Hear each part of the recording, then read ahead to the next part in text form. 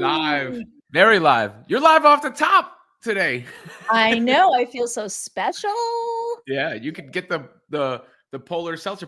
My Oh, daughter oh, was gonna oh, make a oh, oh. I oh, haven't opened it yet, but I brought it. I brought it. either one of them, and we can rebrand to Robin and Rosie or whatever y'all want to call it, Yeah. yerba or I polar. love a guayaki yerba mate. Mm. What is guayaki? It's the brand, guayaki. Oh, okay. I thought yerba mate was the brand. Yerba's not No, a brand. yerba mate is like it's the type of tea. It's like Oh, green tea, yerba mate. But like oh, I have yerba. made multiple delis in my neighborhood get the unsweetened version and made them realize, hey, the sweetened version is not what people in this neighborhood want. They want the unsweetened, no sugar version. Yeah, like Chris Coklane's when he's going to the deli in Brooklyn. Definitely wants the and I can totally see him. This is a very Chris Coclane's. I thought it was Coclanis. I think it might be, but yeah, This is a very Chris Coclanis type yeah. drink. Please don't judge me. I didn't want to directly implicate it. No, yeah, it definitely feels very very Brooklyn, very hipster to then say. But no, who wants any? What can I say? Well, you never want to drink sugar. I mean, I feel the No, I same don't. way. Yeah, Yeah. you never want to drink sugar. Anyhow, enough of that. Let's get to the the topic of the day, which is of course the Indiana Fever, and I think it hit us all yesterday, Rosalina. This is sort of the theme I think of today's show. Is it hit us all yesterday? It's just like Get well soon, Caitlin. yeah, we need Caitlin Clark back. Like it was, she went down and it's like bummer. And you think, all right, how's the team gonna react? How long is this gonna be? And we're now past the 2-week mark. And I'm not saying they need to rush her back because they shouldn't rush her back. They should wait till she's 100%. I firmly believe that because the season is over and we're all in shambles if that happens, right? But Right. at the same time, they've played 5 games now. We've had the Ari McDonald story, which was a cool subplot and got everybody activated and involved. And people have still stuck around and followed the team. But we have enough of a sample size now to see enough of these games like last night against the Dream where it's like, oh yeah, we're so many of us are here because of this reason. So many of the Fever fans are around the team because of this reason, and it's cool they're still supporting and they will still support. But it feels like something is missing both on the court and around the entire deal. Yeah, I mean, at the risk of sounding very harsh, it was just not a fun watch. It lacked energy, it lacked, strategy, it lacked cohesion, it lacked pacing, like it just there were no like fast breaks. Like this is what, defined the excitement from last season and everything that defined the excitement, I think, from even the beginning of, the first, like a couple games in this season is lacking in the team. And of course there is like the chemistry thing, but it's hard to use that argument after watching the Golden State Valkyries, which has every single thing that you can think of is new. It's like it has a new coach, it has a new assistant coach, it has every single player is like new playing together, except Tiffany Hayes and Kate Martin have played together before, but you know what I'm saying? And like they're pacing and they're exciting to watch, and they're not winning every game either, but they're still super exciting to watch. So I think we need to take note of that and think like, what is it about the Golden State Valkyries that is so exciting? And what is it about the Indiana Fever that was just so lackluster? Well, I mean, some of it's personnel, some of it's coaching. Natalie Nakasi has a let it fly mantra for the Golden State Warriors. In fact, Yeah. there's an article about that on Women's Fastbreak on SI. Let me add it to the links in the description while we're talking, since I'm specifically referencing it. But that's about getting the shots up and about the level of defense that they're playing and just, but it mostly about, doesn't matter if you missed your last 3-pointer, keep putting it up. They also, their front office searched around the world, right? Like Salon, who came over, those are who's leaving, I think, for a little bit right now. But they went on this search to find talent and all that. Meanwhile, look, so much of what the Fever is based on Caitlin Clark. I mean, we can't, you can get a little frustrated and you can wonder, okay, what's wrong? But DeWanna Bonner's old. Natasha Howard is old, relatively speaking. Sydney Colson is, how do I put this? Not good. Not a starting caliber, big minute caliber player. Ari She's McDonald's there. real. Yeah, she could come in a pinch. You're not going to fall off the face of the earth if she plays a few minutes, but when she's playing the bulk of the minutes, she's just not enough of a threat, either as a playmaker, a scorer, a table setter, any of those things. She's a presence. She's steady, but not enough to make an impact. That's why I think people fell in love with Ari McDonald when she came in, because she had a little pep in her step and energy. She plays with more bounce than Colson, but she's also undersized. Mhm, And mhm. not long for the league, not long for the team. I'm sorry.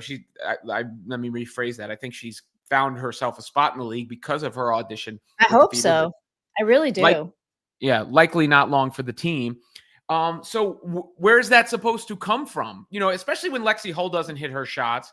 Cunningham's another player who gives you a little bit of this, who's A little not pep there in the either. step, right? A little Yeah. spark. Yeah. So Little a lot of energy. it is Mhm. is personnel. So, I don't want to discount the defense that they've picked up, because they're incredibly better defensively. Like, you look at all the stats and you look at the stats from last year, they're incredibly better defensively. And when I, like, as I was saying, like, what's missing, the obvious thing that's missing is offense, and the obvious offensive engine in the Indiana Fever is Caitlin Clark. And I think we're just in, like, a time right now where it's, like, very deflating for a lot of Indiana Fever fans to see the offensive engine taken out of the car. And of course, like, there's in no way where I want Caitlin Clark to come back early or too soon. I don't even personally, like, I don't know if she'll be back for the Saturday game against the Liberty. And if she's not good, I, like, hope she doesn't come back. But it is not that much longer until Caitlin Clark does come back. But until she does come back, it's kind of like boring hoops, not to be harsh. Yeah, I think she'll be back next week, either Saturday or next week, right? Like it's one of those two. I don't think it's going to go beyond next week. Saturday there may be a little pressure in the sense of the national televised game and all that, the Liberty, the rematch, but they shouldn't give in to that pressure. I mean, I think part of the reason we're in this mess, to be honest, is that Iowa game in the preseason, because of the Mhm. pressure for Caitlin Yeah. Clark to play in that game, because there's no way she plays in that Mm-mm. game if it wasn't at Doesn't Iowa. play. Yeah. Yeah. And then she probably maybe doesn't have the setback. I mean, maybe she does anyway. One of the common complaints you've seen this season is about the compressed schedule. And that was I swear to you, that was my worry. Because, I went out there, and when I went to make my plans to go out there, I didn't think of the second Dream game, because they played the Dream on Tuesday that week, I think. And then they played the Dream on Thursday that week. And I knew Mhm. they played the Dream on Tuesday, but the game in between slipped my mind. And then I looked at it, I was like, oh man, that's 3 games in 5 days. I hope she makes it through. Yeah. I literally in my head go, I hope she makes it through Saturday's game healthy. I hope she makes it through. Because that, Yeah. having watched the NBA as long as I've watched, that's really where the health risk comes in, when you compress the schedule and you play a lot of games in few days, and the body doesn't get a chance to recover. And you've seen a lot of players complain about that. Obviously, the Fever had to play 11 games in 20 days last year, and everybody told him to suck it up. So I get where there's some backlash from the Fever Yeah, fan no, base. but, like, last season's schedule was, like, the worst schedule that any team had started with since, like, I think somebody said 2016 or 2011. I think it was 2011, like, in a really long time. So, the Indiana Fever had a really hard schedule last season. But, yeah, a lot of teams have it really hard this season. Satu Sabally was complaining about that, calling out Kathy, like, straight Mhm. up in the press conference. And, I mean, I don't know if it's, like, Kathy that specifically makes the schedule, but she, okays everything. She is the commish. But yeah, I know it's hard with such a compressed, like 4 months to play, and then adding more games, and the schedule, like, interfering with NBA. And I mean, I don't know all the logistics, so like I can't fully speak to that. But yeah, if anything can be done, it should be. Well, the Brianna Stewart called it out last night too. Oh, The did she? I yeah, didn't see yeah. that. Natasha Clouds called it out in the last week also. mean, basically they That's added because more. Natasha Cloud's kind of like sliding downhill a little bit in those Yeah. stats. Well, I mean, they added more games without extending the time frame. I mean, that's basic. And the season as is. I mean, I know they're trying to fight in the competition. You just referenced it, right? Like that's the hardest part. But the off season is so long, and then when you add the compressed, I remember last year when we first started doing this, and I first started doing this, I was like, damn, they play every day. Yeah, it's so crazy. I mean, I don't know, like, it does seem like the quality of the game is suffering, and, I mean, not to go off on a tangent, but that's kind of how I feel about, like, adding so many new teams and, like, with so much change going around, when you have all this change and, next season, we're gonna have, like, what I'm always calling the free agency bonanza of 2026, like, there's still going to be a lot of, like, I think, maybe it's not gonna be as much as we think, but I think that there's gonna be a lot of movement, and with a lot of movement comes, like, a lot of time to develop chemistry, and with that time to develop chemistry comes some ugly hoops at times until, that happens, and so, and then with all the expansion teams, people are gonna be letting people go, and then it's like, I worry that with so like, is too much changing too fast? Is it going to degrade the quality of the game? And I don't wanna see that because I don't know, just watching the Indiana Fever specifically without Caitlin Clark, it's just, not like it's boring hoops. I don't know. Well, Caitlin Clark. I mean, look, it's a tale that's been said. It's a repeat, and I don't say this because there Mhm. are a lot of really good players in the league. I mean, Alicia Gray is a hell of a player, right? Like hell of a player on Yeah. the Atlanta Dream. There are so many really like terrific players, but Caitlin Clark is the one who she was Neo, she was Luke Skywalker, she was whichever pop culture reference you want to use, was the one that just brought in a level of excitement and does inspire a level of excitement and a level of attention and viewership that no one else that came before her, no one else since, no one else now is able to replicate or even really come close to replicating. That's not my, that's my opinion, but it's also a fact based on the returns and the data. Now it's helped everything else, and other players who are great players get recognized as great players when they might not have gotten recognized before. But the thing that changed the Nexus event, Ground Zero, the Big Bang was Caitlin Clark, and she's not here right now. So it you can't that there's no way around that, right? Like there's no way around that from a Yeah. yeah. But the thing is like in watching the Valkyries, and I don't know, I'm just like so pumped about this team because this is a team like I mean, for they don't have like a star per se, right? Like they don't have like somebody that was a star on another team. This is like all players that were like let go from other teams. Plus, you add in some of these rookies, some of these like Janelle Salon and other European players. And that is a fun team to watch. So it's like, what are they doing that can be replicated? So I mean, that's what I want to see because I think that the roster construction was a risk, and there's no way of knowing until you put these people together, but and like God, I've been saying this, and I hate saying this because I just wanted this to be not the case, but I'm looking as Bonner's hitting her shots and stuff, but I am not seeing her fit into the system. Like I just don't, I don't see Mhm. her like as a player that fits into the system. I see her struggling a bit.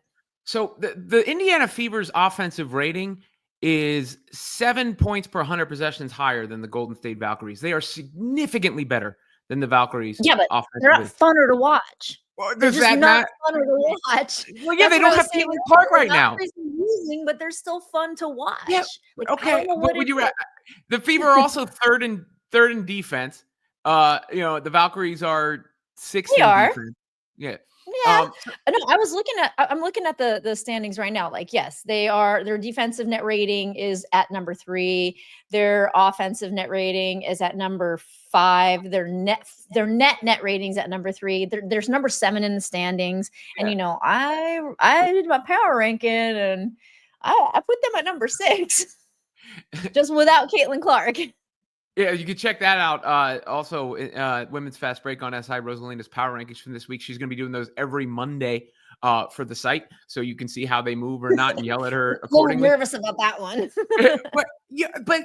I mean, but that's part of the reason you look at stats like that is because they're predictive in a sense. They tell you sometimes early in the Yeah. season, not over the course of a full season, but early on, they can tell you better than the record might tell you because the Fever's if the Fever, let's just say the Fever beat the Liberty and beat the Dream in those other two games that were decided by 3 points. The refs call the fouls differently at the end of the Liberty game. They win that. And Natasha Howard makes that little baby jumper at the end of the Dream game, and they win that.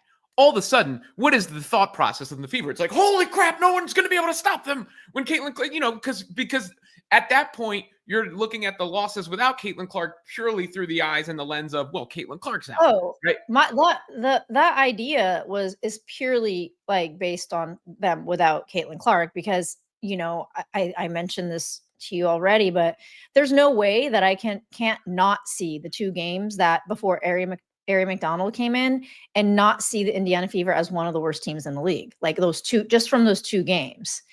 And then when Ari McDonald came in, it like really boosted them. But like if I like rank them high and higher, like really high in my power ranking, I'm doing a disservice to like the like what I'm actually seeing. And I noted, I'm like, with Caitlin Clark back, expect them to bump up with Caitlin Clark back because duh. I mean, like duh.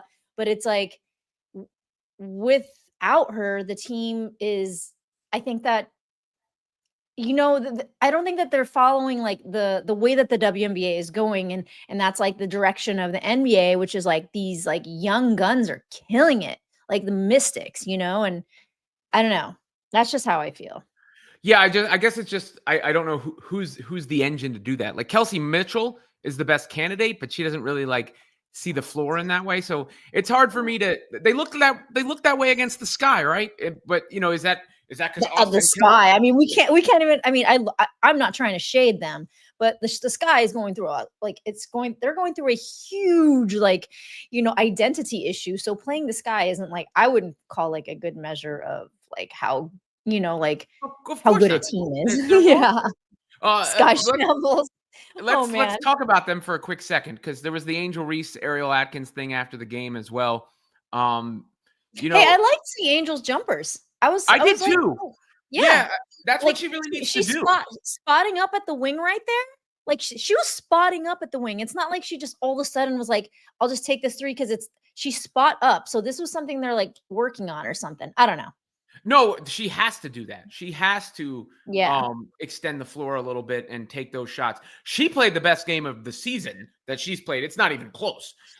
Watching Angel played really well yesterday, but the Sky are still awful. And she has not played well this season. Like, the things about her shots and field goal percentage, those are real legitimate concerns. You can't be a big who's shooting by the basket and shoot 30%. I don't care what your name is. I don't care how many awards you have. I don't care how many social media followers you have. Whatever. Like, that's just a nuts and bolts basketball deal, which is why I was encouraged seeing her shoot the ball and do that. And she played better.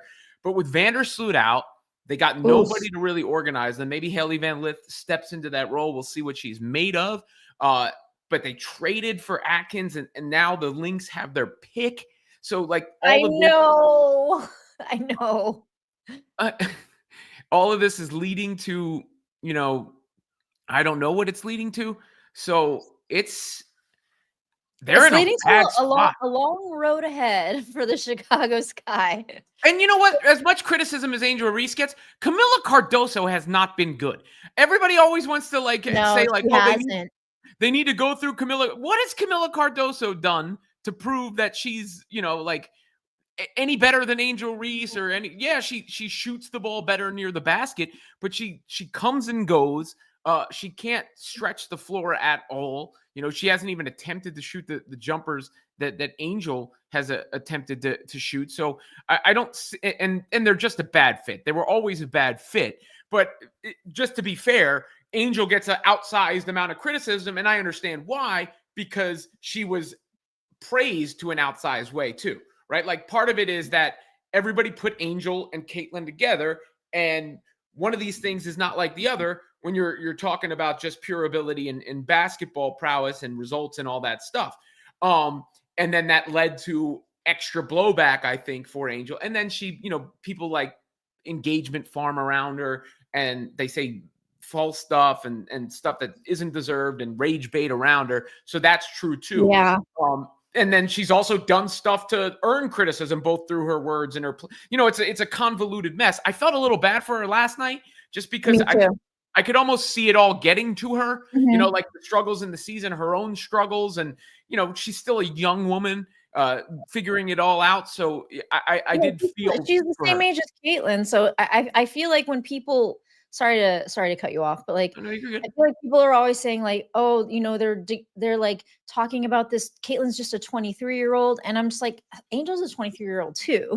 Like we can't forget that. And I think that a lot of people got honored for winning that BET award that a lot of other very, very, very accomplished and accolade laden athletes were in the same category for. And it's not like Angel is in charge of voting on that herself. She got Yeah. that award, and then I get it. We can have this like discussion about like she did or she didn't deserve it, but I do think she gets a lot of criticism, and it's like not fair. Like I really don't like, and not watching her in the presser last night was just like man, like people just got to understand she's a human being too. I don't know. Yeah. Well, yeah, she's not like, and you, it's fair to criticize something she says, fair to criticize her basketball play, but you also don't got to go OD about it. And the whole Clark-Reese dynamic just created this, Kraken Yeah, that it was did. It released. did. I feel like Angel became like a cultural like icon and like Yeah. something that was like really great. And it's just that her basketball play didn't exactly fit that. Well, she's also, even at her best, she's not the archetype or type of player that generally gets thrust into the limelight like that. Like there have been players like that who people go, wow, this player is so valuable, or whatever. Like, whether it be, Andre Drummond got a lot of praise for his rebounding early in his career.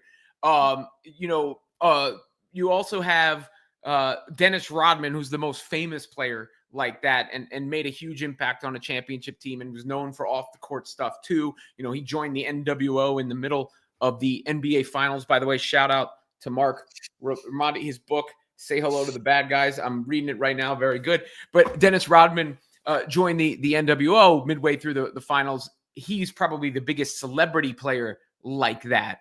Joakim Noah is another example of a player, like a lunch pail player like that, who did a lot of different things and wasn't a scorer. But for the most part, you don't have that type of player being the one who's on the cover of magazines and the one who's talked about on talk shows to the same level as the LeBrons and the Currys and the Jordans and the so on and so forth. And that's what happened to Reese, where she got that, status. But at the same time, she's not that player, even when she is at her best and is a very good player when she's at her best. Not that kind of player.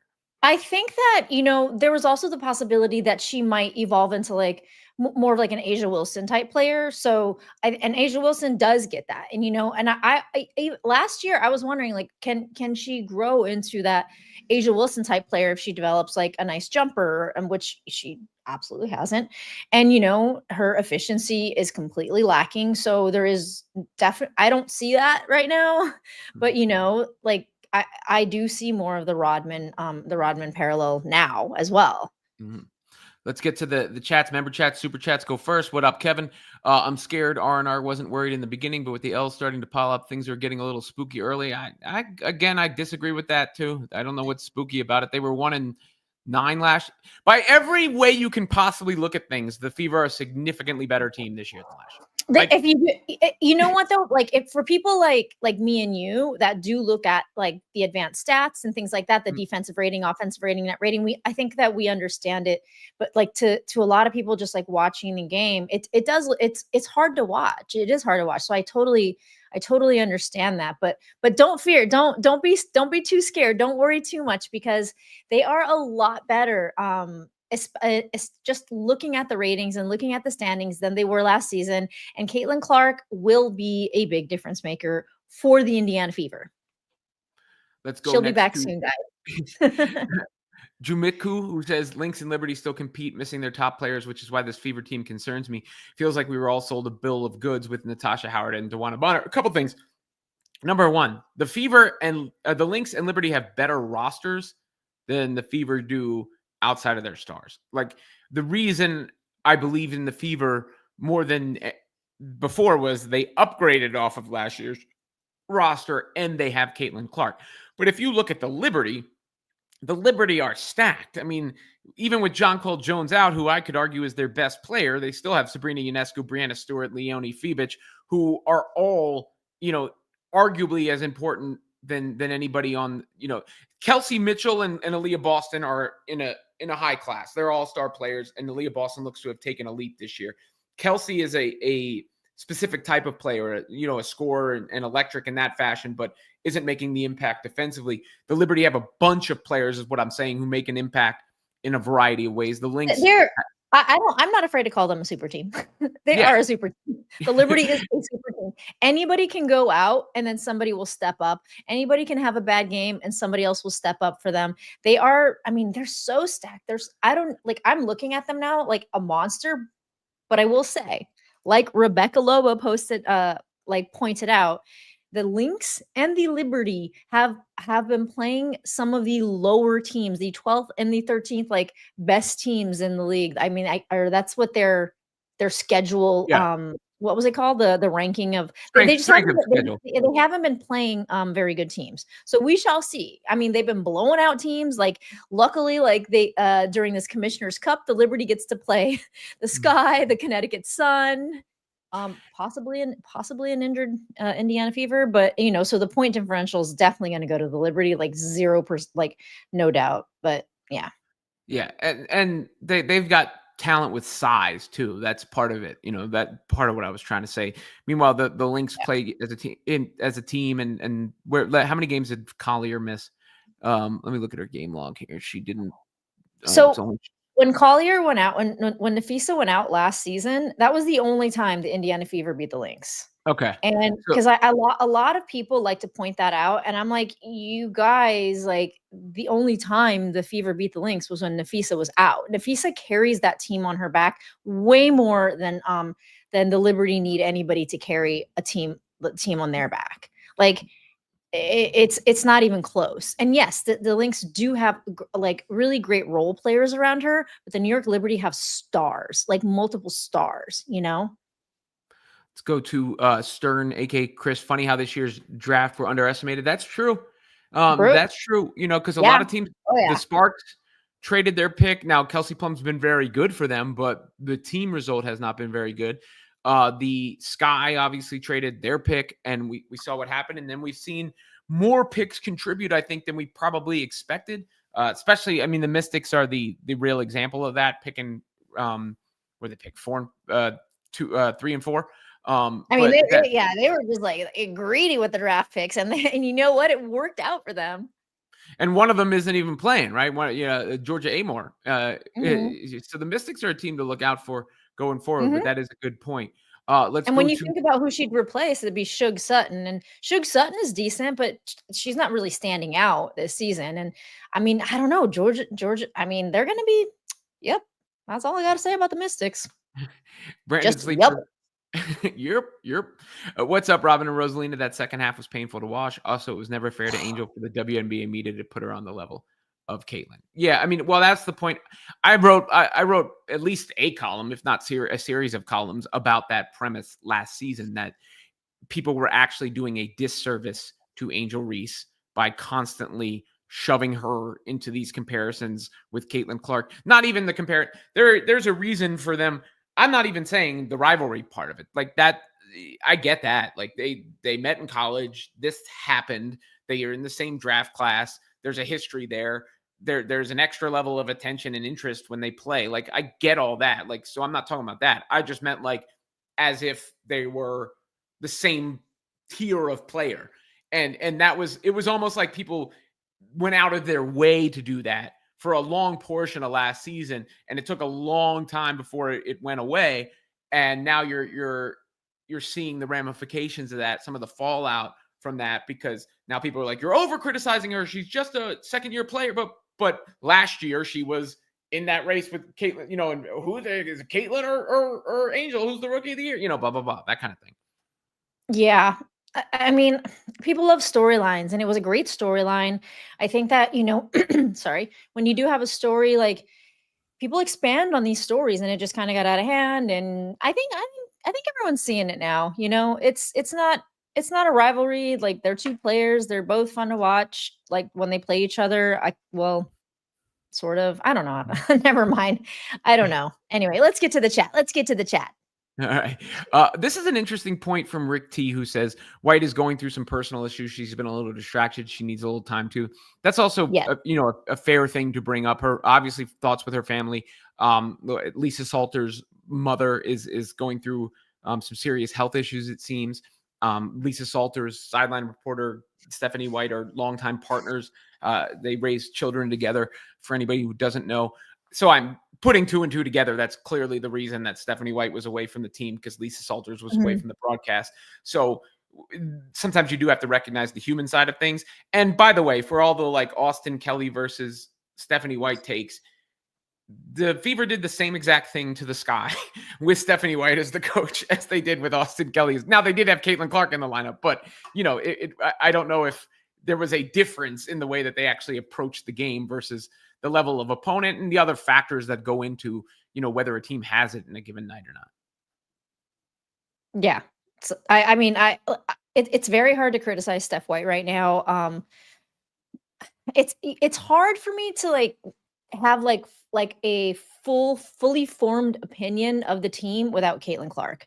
I can talk about the team without her, and how I think they are without her, and I think they're boring, and like nothing exciting. And I think that when she's back, it's going to make all the difference. And there are certain things I'm worried about. Again, I'll reiterate, Dewana Bonner's one of them, Natasha Howard's one of them, and just the way they fit within the team. Not that they're bad players, but that they don't fit within the team. I do want to see Steph White pick up the pace, because what are they in pace? They're really low in pacing. They're at number 8 in pace Mm. right now. So, and this is a team that was really, I think they were number 1 in pace by the end of last season, right? I'd have to look. They were definitely number 1 in offense overall.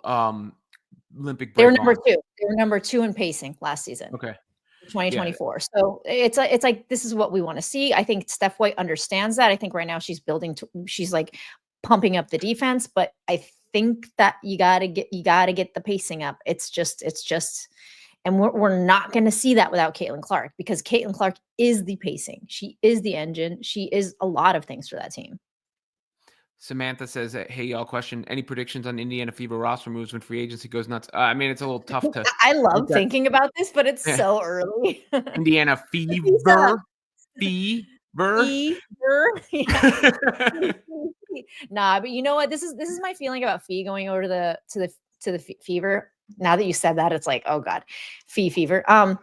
Nafisa Collier is the star on the Minnesota Lynx. She goes to the Fever, and and her star gets dimmed a little bit, no matter how good she is. I mean, it could be like almost an equal, type thing, but just with the way that everybody looks at Caitlin Clark right now, I would be worried if I was Nafisa Collier. Like, should I go to the Fever and not be the star of the team anymore? But I mean, and maybe co-star with the team. I don't know, but it would be kind of cool, because when you look at the Liberty, there are multiple stars on that team.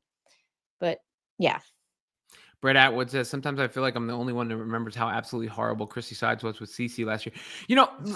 Chrissy Sides, I found myself defending her because people went overboard early last year. And look, this fan base is amazing. It's obviously huge, so you're going to get a lot of, whenever you have things at greater volume, you get more of everything.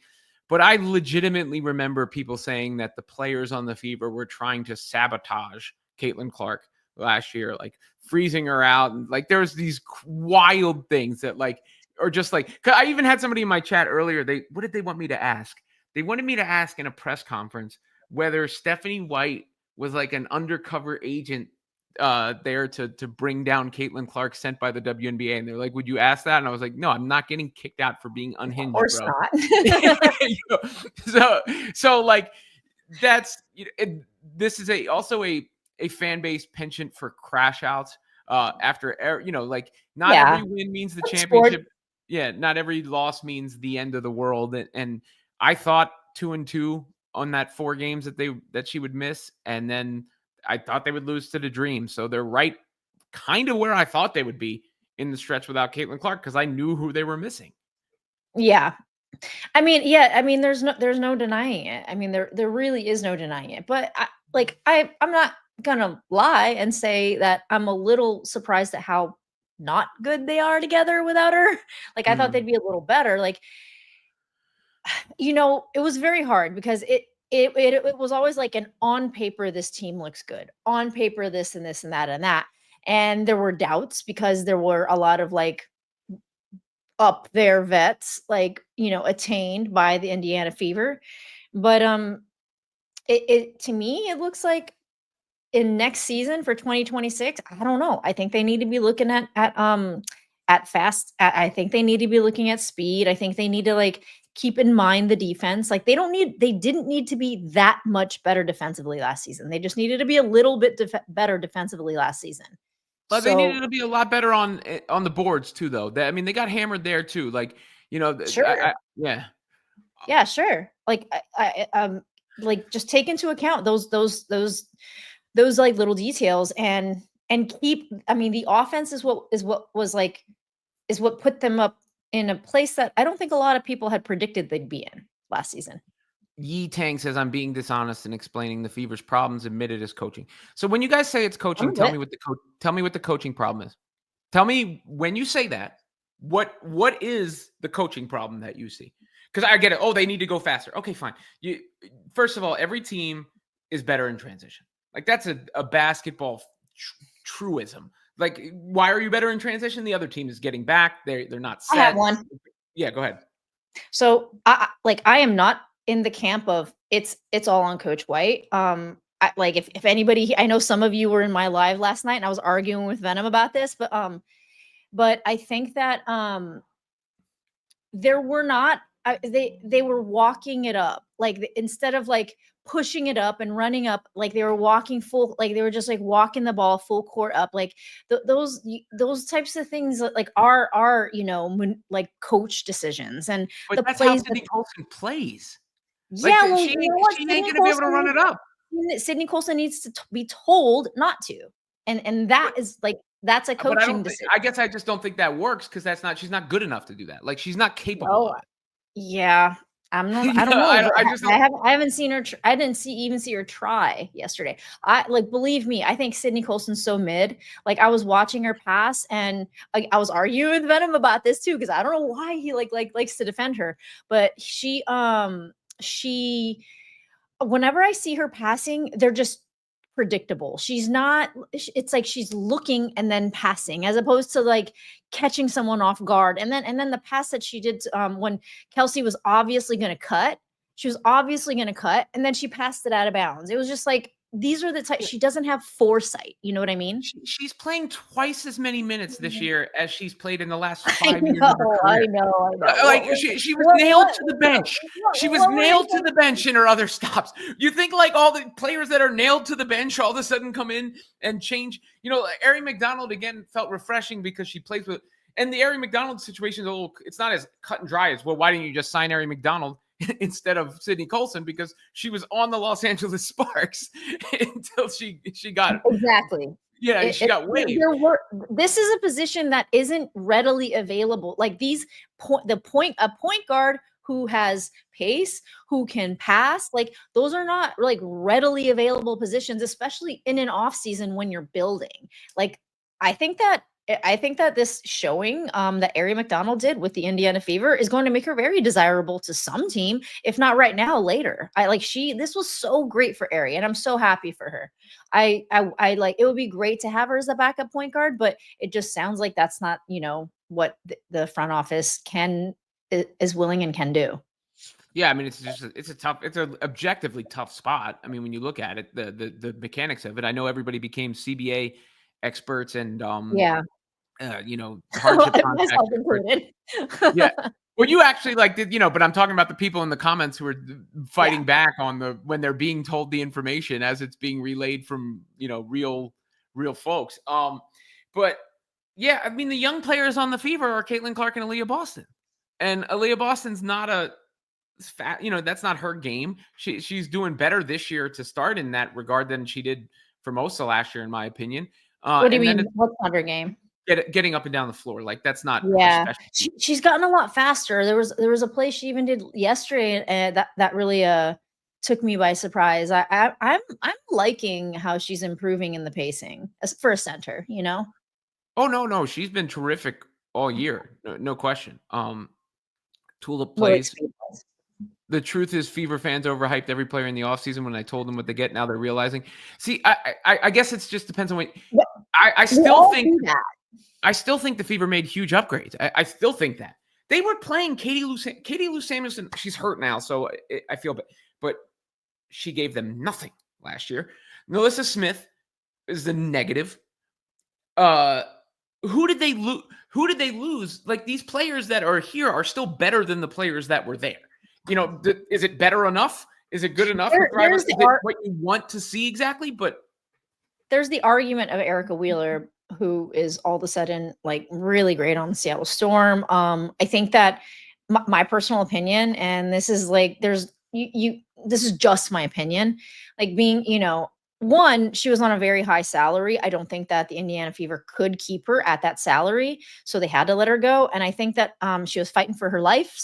And it was like one of those, like maybe she was too comfortable on the Indiana Fever, realized I need to step it up, and she did. Like she's doing great, and you know what, I couldn't be happier for her. Like I want to see see everyone succeed, and she's doing really well in the Storm. Super happy for her, but like she was being paid like almost the max, right? Or was it the max last season? yeah, And they max. couldn't afford to keep her. C. Glazer says can cut Turner to hire Ari, but Fever front office is not willing to do so. Yes and no. All right, just to clarify, just so everybody knows, this is now, I feel extremely confident in articulating this information now. Yes, theoretically, they could cut Turner to keep Ari, but not right away.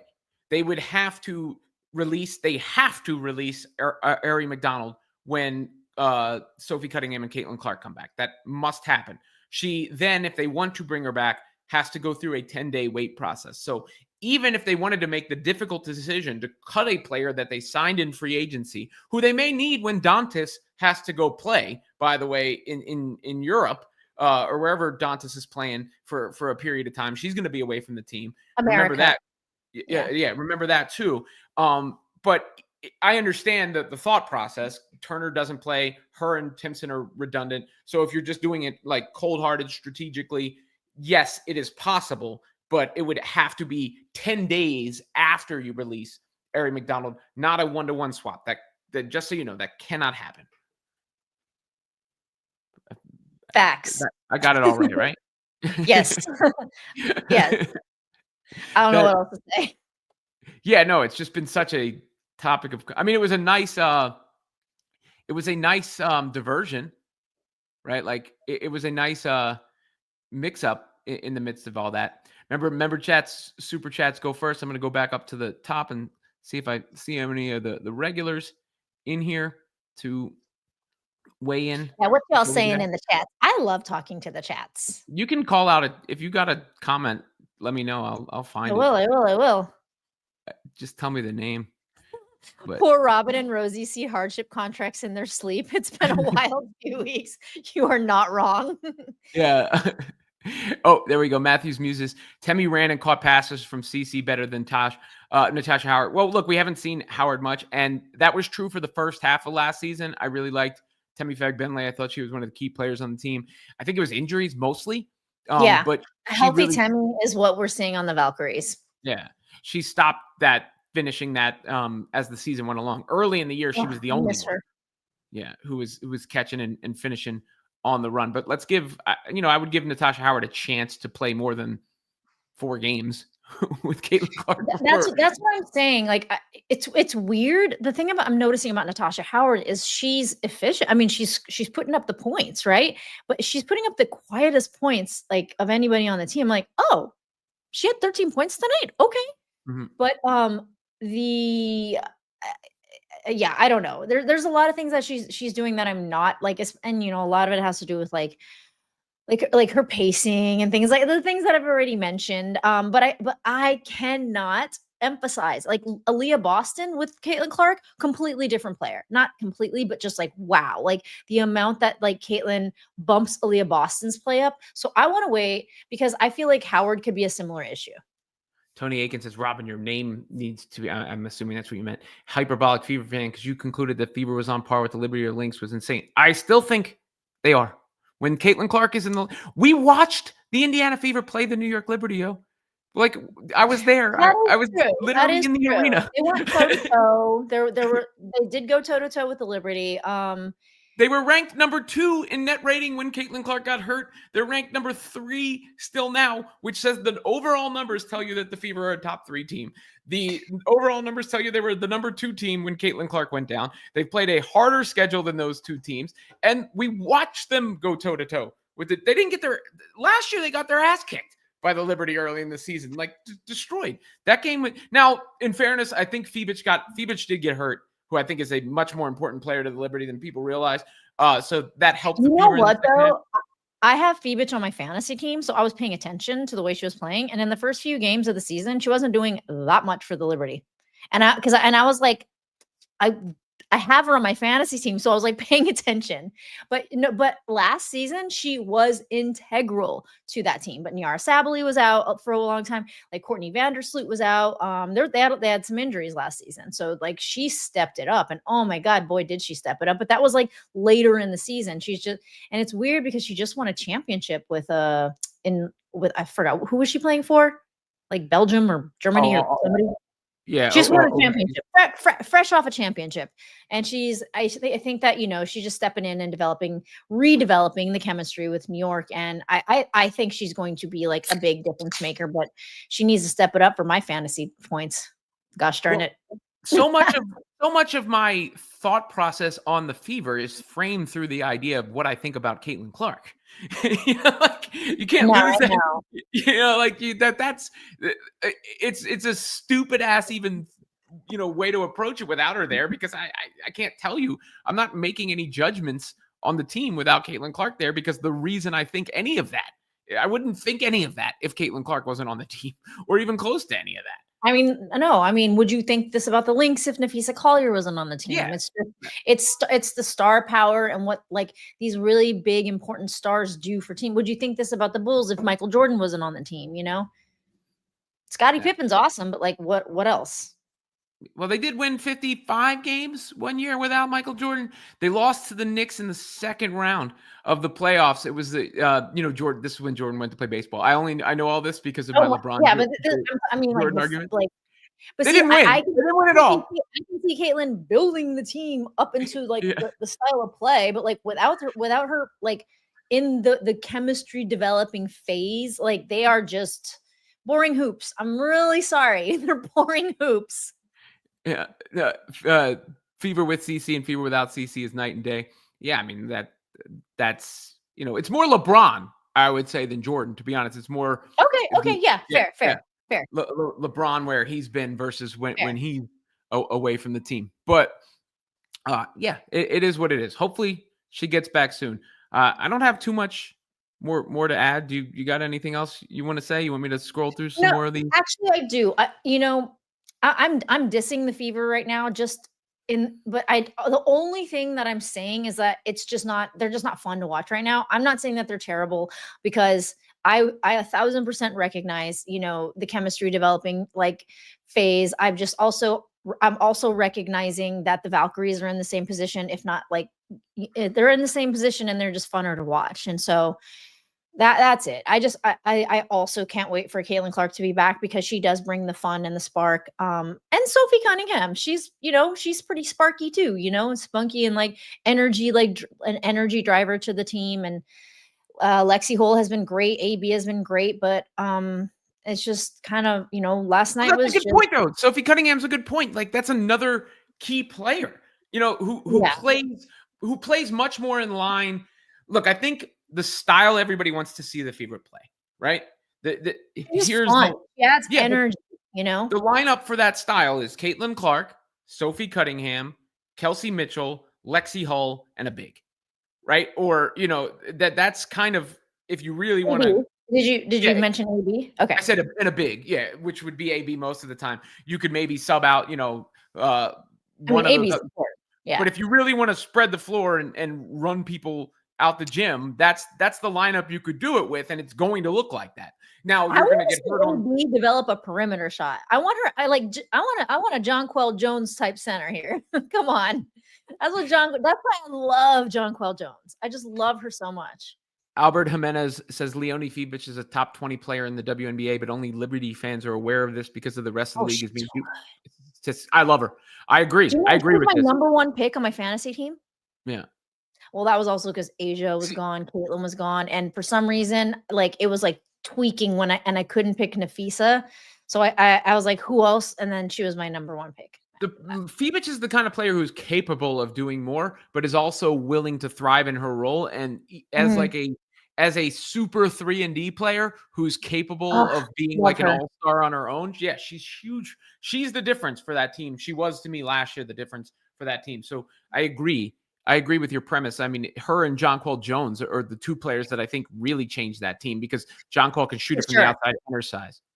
I noticed last season watching the Liberty, like every time Jonquel Jones was having a bad game, the Liberty would have a bad game. And then when she would have a good game, they would have a really good game. And even this season, like when Jonquel Jones has been out, they've struggled a little bit more. I mean, outside of, the Chicago Sky, like whatever. But but it's like she's such a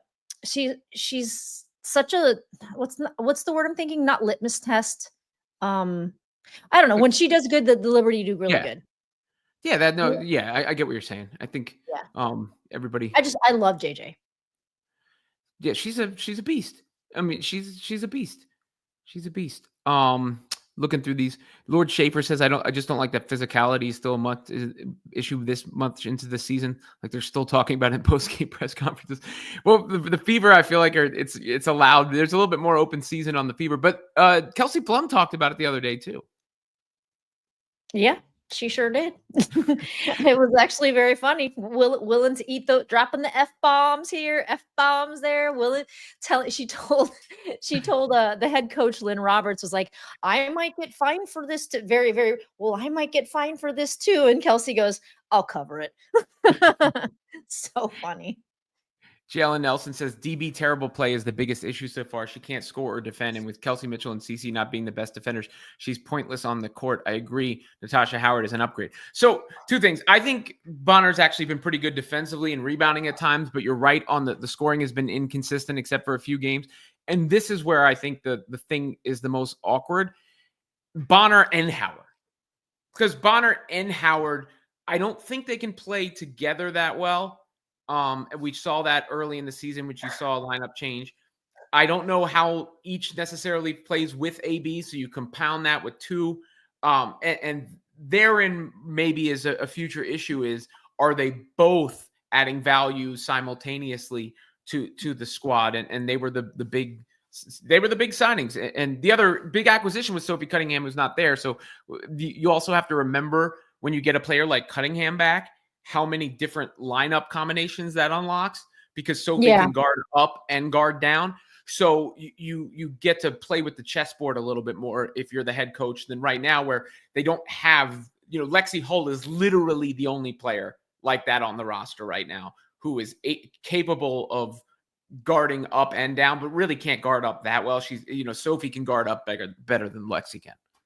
What's really interesting is seeing Lexi get frustrated this season, or not this season, in the last game. Like that's not something like we're used to seeing, or I'm used to seeing at Alexi. And I mean, or Kelsey Mitchell getting that tech. Like Kelsey Mitchell is the person I am always seeing. Kelsey Mitchell patting hugging everybody like during gameplay, like being like, hey man, it's cool, whatever, like helping them up. And Kelsey Mitchell getting frustrated in the game against Atlanta, like Atlanta and Indiana Fever, I don't like the matchup. Like they don't produce like interesting games. Atlanta didn't play well either, they Yeah. were chucking. And chucking. They're too big inside for Indiana. Justin Wait, I says, have a question. Sorry, did you see? Do you remember the tip off when Brittany Griner and Aaliyah Boston were like went up for a tip off and Aaliyah Boston's just like didn't even jump. She's like, I'm not even gonna try. Brittany Griner's 6'9", the wingspan, she just ran back. It's so funny. why did the front office pay these veterans so much money? Because they wanted to sign them. I mean, that's what their market value was. Yeah, Yeah, yeah. you could say they could have gone in a different direction and should have gone for like, imagine if they had gotten Salon or something like that, a player Oh, of that caliber and that ilk and that age. That's certainly a fair criticism, but that's the way, those were the contracts they were going to sign. That's what they were worth on the open market. you live, you learn. You can't cry over spilt milk. But you got to move forward. You got to understand what you did, what you want to do, moving forward. And I really think moving forward is a lot more about youth. It's a lot more about fast pace and, et cetera, et cetera. It's just the way that the W is moving. He knew I was going to give him a stupid answer. What was stupid about the answer?